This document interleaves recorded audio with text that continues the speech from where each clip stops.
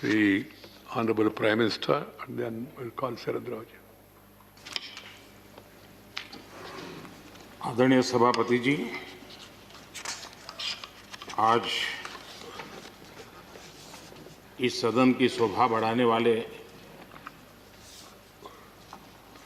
सदन में जीवंतता लाने वाले और सदन के माध्यम से जनसेवा में रत ऐसे चार हमारे साथी, उनका कार्यकाल पूर्ण होने के कारण नए कार्य की ओर कदम रख रहे हैं। श्रीमान गुलाम नबी आज़ाद जी, श्रीमान शमशेर सिंह जी, मीर मोहम्मद फैयाज जी, नाजिर अहमद जी, मैं आप चारों महानुभावों को इस सदन की शोभा बढ़ाने के लिए, आपके अनुभव का, आपके ज्ञान का सदन को और देश को लाभ देने के लिए और अपने क्षेत्र की समस्याओं का समाधान के लिए आपने जो कुछ भी योगदान किया है, उसके लिए मैं सबसे पहले तो आपका धन्यवाद करता हूं।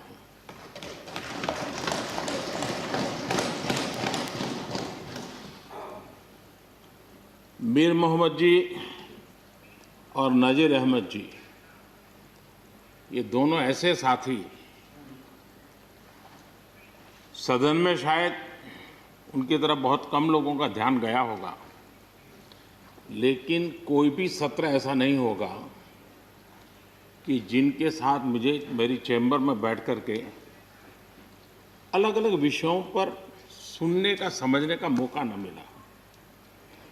इवन कश्मीर की भी बारीकियां जब उनके साथ बैठता था, कभी कभी तो वो परिवार के साथ भी आते थे, इतने अनेक पहलू मेरे सामने रखते थे, वो मेरे लिए भी बड़ा एनलाइटनिंग रहता था।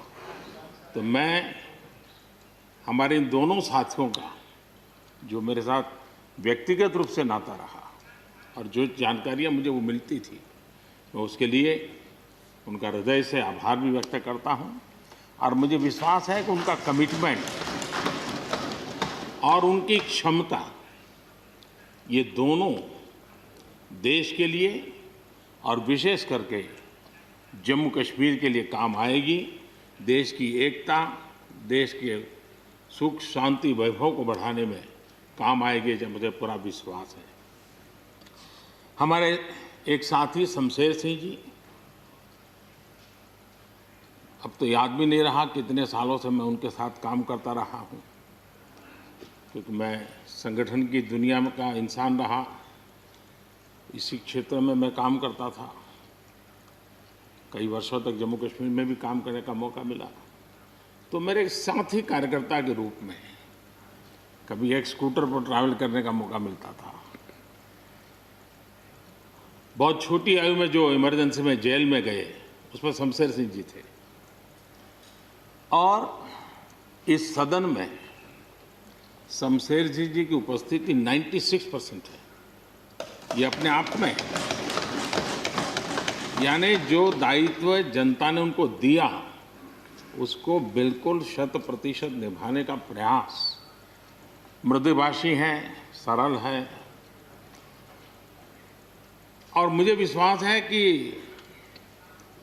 जम्मू कश्मीर से रिटायर्ड होने वाले चारे आदरणीय सदस्यों के लिए उनके जीवन का यह कार्यकाल सबसे उत्तम कार्यकाल है, क्योंकि इतिहास ने एक नई करवट बदली है और जिसके वो साक्षी बने हैं, सहयात्री बने हैं। ये उनके जीवन की बहुत बड़ी घटना है। श्रीमान गुलाम नबी जी, मुझे चिंता इस बात की है कि गुलाम नबी जी के बाद इस पद को जो संभालेंगे, उनको गुलाम नबी जी से मैच करने में बहुत दिक्कत पड़ेगी।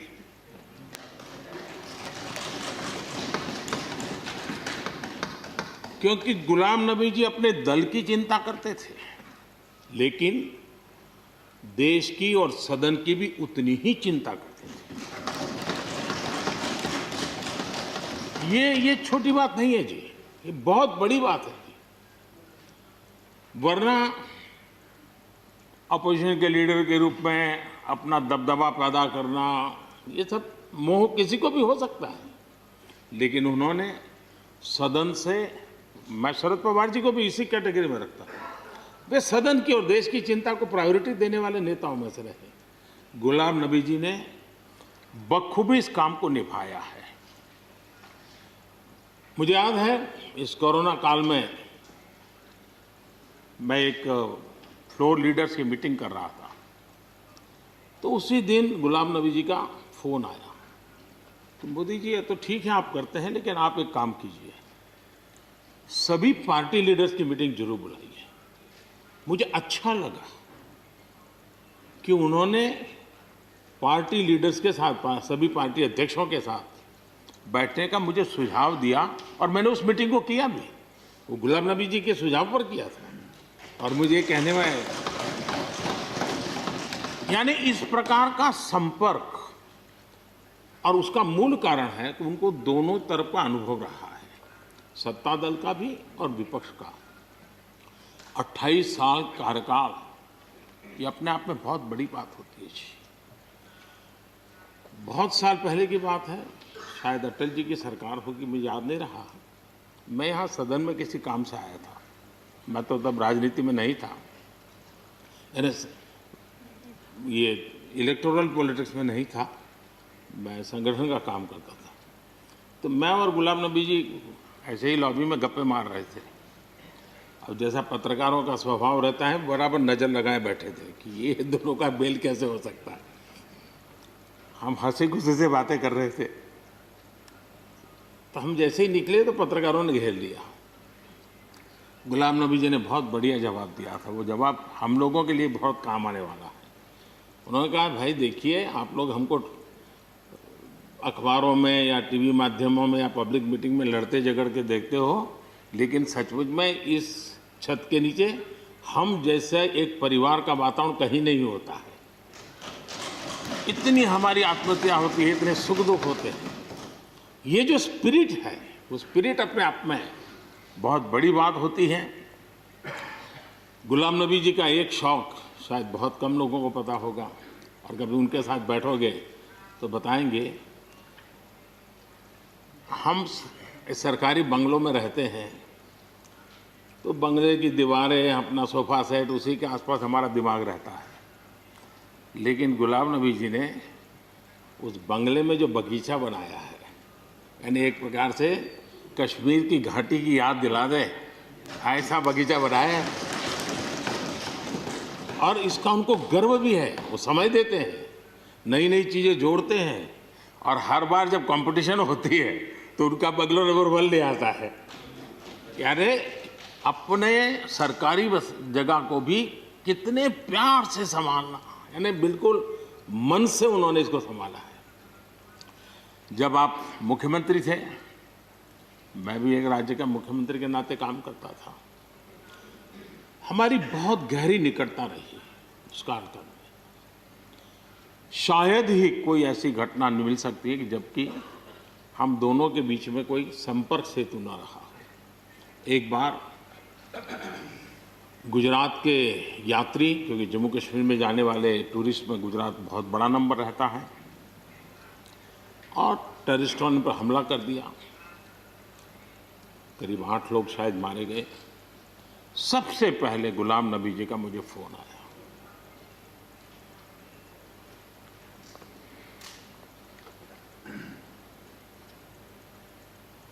और वो फोन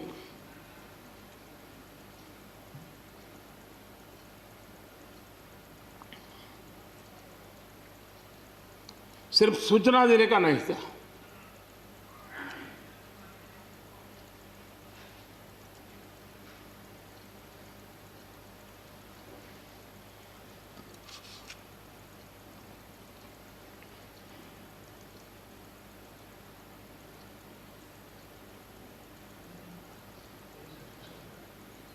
उनके आंसू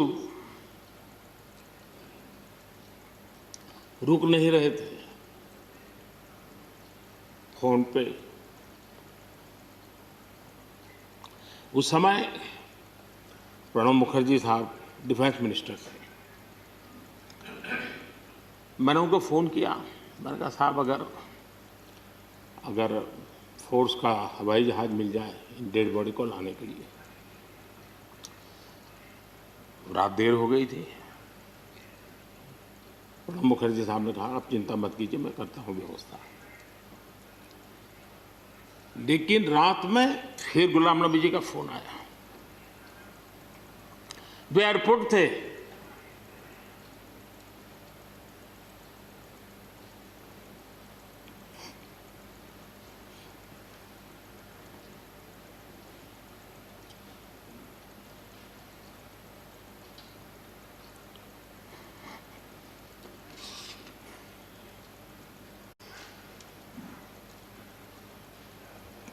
एयरपोर्ट से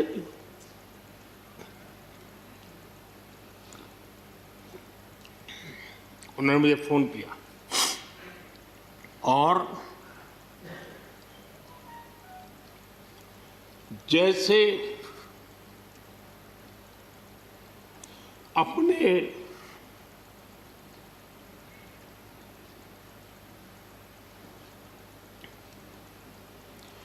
परिवार के सदस्य की चिंता करें,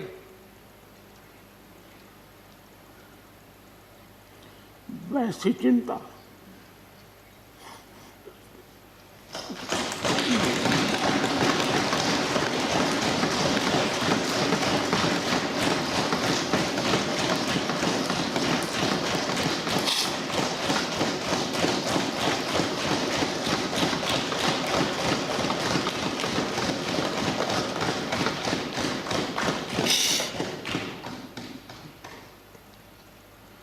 पद, सत्ता जीवन में आती रहती है, लेकिन उसे कैसे पचाना,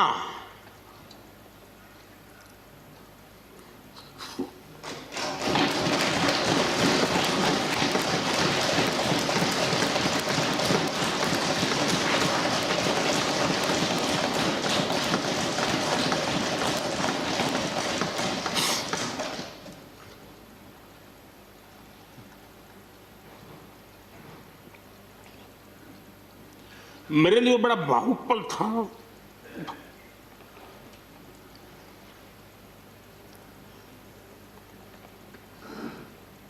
दूसरे दिन सुबह फोन आया कि मोदी जी सब लोग पहुंच गए।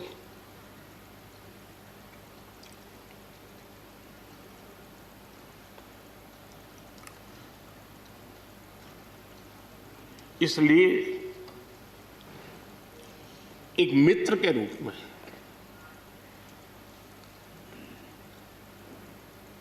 गुलाम नबी जी को घटना और अनुभव के आधार पर मैं आदर करता हूं।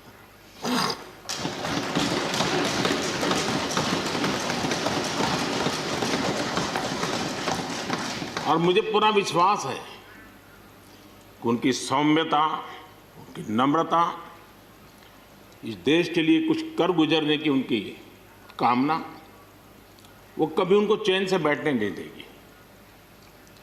और मुझे विश्वास है कि जो भी दायित्व जहां भी वो संभालेंगे, वे जरूर वैल्यू एडिशन करेंगे, कंट्रीब्यूशन करेंगे और देश उनसे लाभान्वित होगा। ये सब मेरा पक्का विश्वास है। मैं फिर एक बार उनकी सेवाओं के लिए आदरपूर्वक धन्यवाद करता हूं और व्यक्तिगत रूप से भी मेरा उनसे आग्रह रहेगा कि मन से मत मानो कि अब आप इस सदन में नहीं हो। आप के लिए मेरे द्वार हमेशा खुले, इन चारों माननीय सदस्यों के लिए खुले हैं। आपके विचार, आपके सुझाव, क्योंकि देश में सब बहुत ज़रूरी होता है। ये अनुभव बहुत काम आता है, मुझे मिलता रहेगा, ये अपेक्षा मैं रखता ही रहूँगा। आपको मैं निवृत्त होने नहीं दूंगा। फिर एक बार बहुत शुभकामनाएं, धन्यवाद।